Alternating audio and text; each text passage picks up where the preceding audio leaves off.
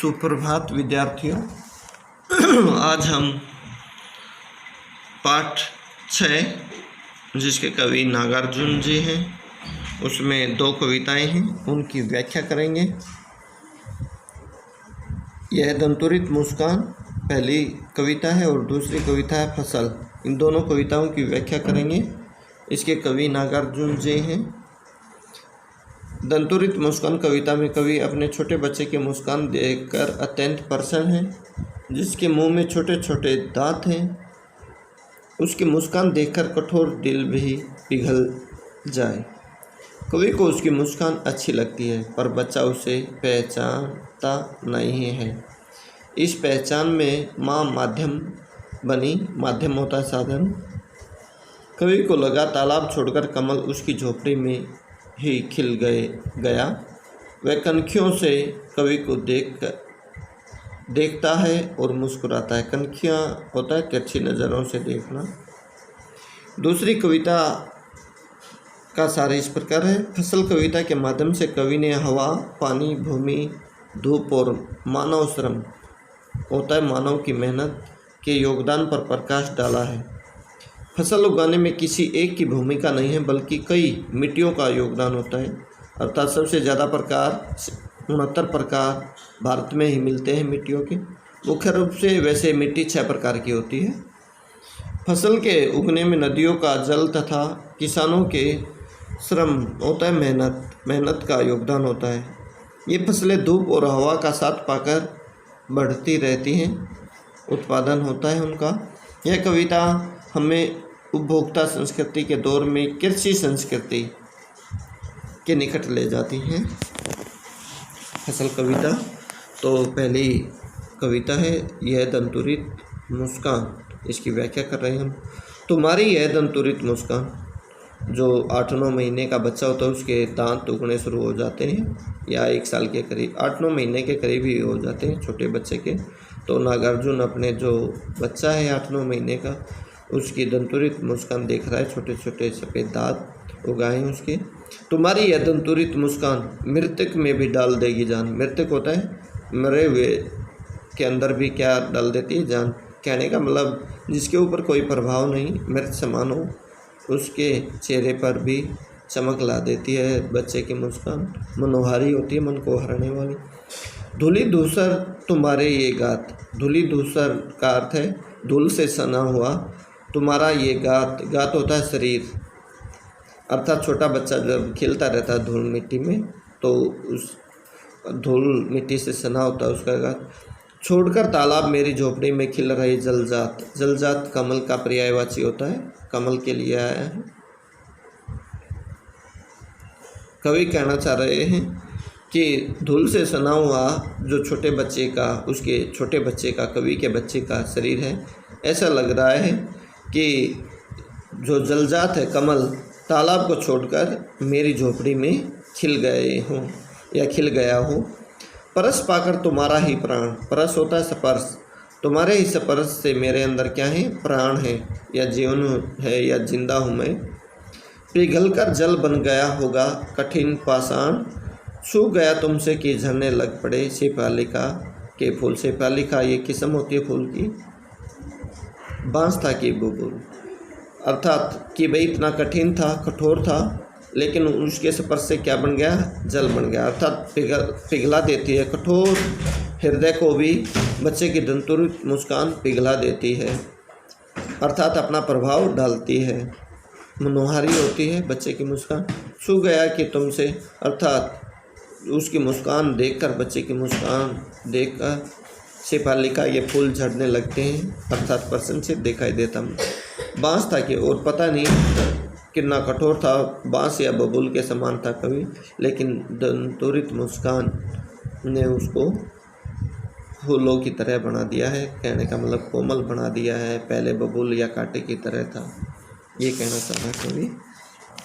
आगे देखिए। तुम मुझे पाए नहीं पहचान। तुम मुझे नहीं पहचान पाई। प्रश्न कर रहा है अपने बच्चे से।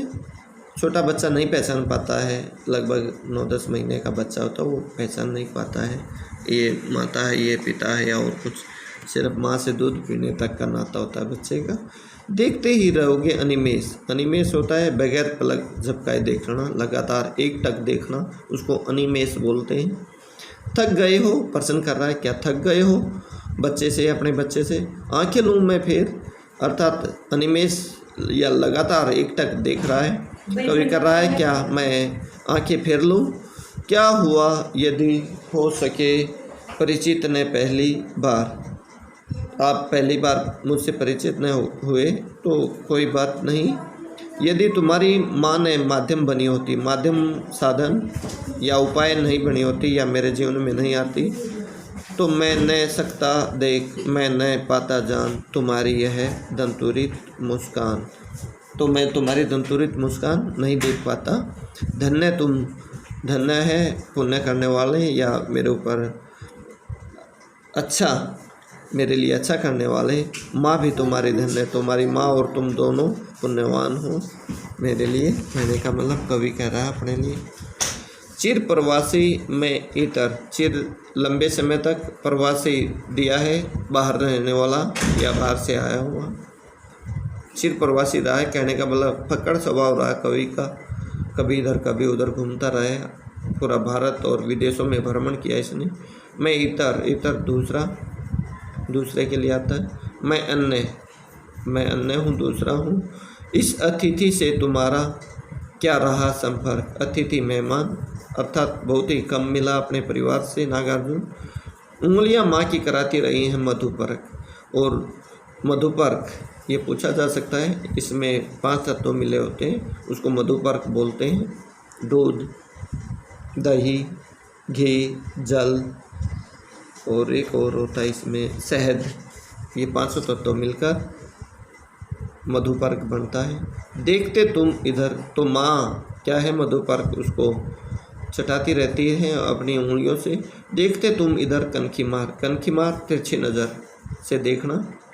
और होती जब भी आंखें चार, आंखें चार होना वैसे प्रेम होना होता है, अर्थात आंखें चार एक टक देख रहे हैं दोनों, कवि और उसका छोटा बेटा 8-9 महीने का। तब तुम्हारी दंतुरित मुस्कान मुझे लगती है बड़ी ही छविमान, अर्थात बड़ी ही सुंदर दिखाई देती है। छविमान का अर्थ है सुंदर, सुंदर दिखाई देती है। तो इस प्रकार से हमने ये व्याख्या की है, काफ़ी आसान है इसकी व्याख्या, तो बड़े ध्यान से करना। एक और कविता छोटी सी, फसल, फसल कविता, ये दूसरी कविता है नागार्जुन की ही। एक के नहीं, दो के नहीं, ढेर सारी नदियों के पानी का जादू। कि एक नदी नहीं, दो नदी नहीं, ढेर सारी नदियों के पानी का जादू है। क्या, किसके ऊपर, फसल के ऊपर। एक के नहीं, दो के नहीं, लाख लाख, कोटि कोटि, कोटि कोटि होता करोड़ों करोड़ों। हाथों के स्पर्श की गरिमा, गरिमा स्पर्श की गरिमा है, अर्थात स्पर्श करने से ही क्या होता है। एक की नहीं, दो की नहीं, हजार हजार खेतों की मिट्टी का गुणधर्म, गुणधर्म दे दिया, विशेषताएं। गौरव या गरिमा, स्पर्श की गरिमा है, गौरव के लिए आया है। शुरू से देखिए, जो फसल है उसको उपजाने के लिए एक नहीं, दो नहीं, ढेर सारी नदियों के पानी का, अर्थात भारत में भी अनेक नदियाँ बहती हैं। अनेक देश ऐसे भी मिल जाएंगे जहाँ एक भी नदी ना हो, लेकिन भारत की विशेषता अनेक नदियाँ हैं। मिट्टी अलग अलग है, जैसे बताया सबसे ज़्यादा प्रकार की मैंने पढ़ा है, 69 प्रकार सबसे ज़्यादा मिट्टी के इंडिया में ही मिलते हैं। वैसे मुख्य रूप से 6 प्रकार की होती है मिट्टी। एक के नहीं, दो के नहीं, ढेर सारी नदियों के पानी का जादू है या उसका प्रभाव है। एक के नहीं, दो के नहीं, अर्थात अनेक नदियाँ सिंचित करती हैं फसलों को, भारत में फसल को, जिससे फसल पैदा होती है। एक के नहीं, दो के नहीं, लाख लाख, कोटि कोटि, करोड़ों किसान। भारत तो कृषक प्रधान देश है। हाथों के स्पर्श की गरिमा या गौरव है, अर्थात किसान, करोड़ों किसान उसको उपजाने में लगे रहते हैं। एक की नहीं, दो की नहीं, हजार हजार खेतों की मिट्टी का गुणधर्म, हजार खेतों की नहीं, ये भी करोड़ों करोड़ों खेत हैं, भारत में करोड़ों के भी अरबों खेत हैं, क्योंकि अरबों में जनसंख्या, अरबों में ही खेत है। तो उस मिट्टी का गुणधर्म है या विशेषताएं हैं। अलग अलग खेत में देखोगे आप, अपने खेत देखे होंगे आपने, वो किसान को ही पता होता है गुणधर्म उस मिट्टी का, हर खेत का अपने का।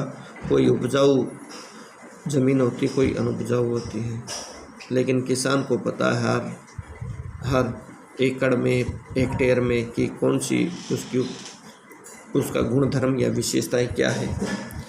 फसल क्या है? और तो कुछ नहीं है, वह नदियों के पानी का जादू है। वह जो नदियों का पानी है उसका जादू है। हाथों के स्पर्श की महिमा है, गौरव है। हाथों का स्पर्श किसके? किसान के, मजदूरों के हाथों के स्पर्श से पैदा होती है। भूरी काली संदली मिट्टी कैसी है? भूरी काली संदली चंदन जैसी मिट्टी का गुणधर्म है। गुणधर्म फिर आ गया विशेषताएं, अर्थात मिट्टी अनेक प्रकार की है। रूपांतर है सूरज की किरणों, परिवर्तन दिया है, अर्थात परिवर्तित होती रहती है उसमें। सूरज की किरणों का भी फसल को उपजाने में योगदान होता है। सिमटा हुआ संकोच हवा की थिरकन का, और हवा भी फसल को उपजाने में अपना योगदान देती है। तो इस प्रकार से ये दोनों कविताओं की व्याख्या की है हमने। ये व्याख्या ध्यानपूर्वक याद करनी है। ये HBSC में प्रश्न उत्तर पूछे जाते हैं।